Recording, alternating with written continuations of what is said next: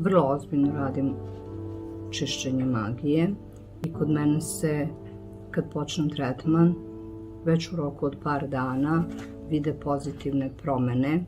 s tim što je svakim danom sve bolje i bolje na svim poljima i onda na kontroli od 40 dana vidimo da li treba nešto se doradi ili ne. Kod mene nije neophodno da osoba mora da dođe,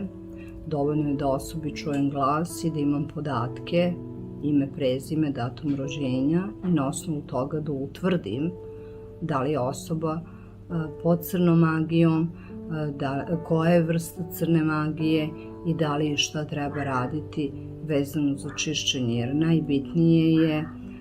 da se vidi koji je problem i koja je vrsta magije i od toga zavisi i rešenje, jer ne skida se svaka magija na isti način.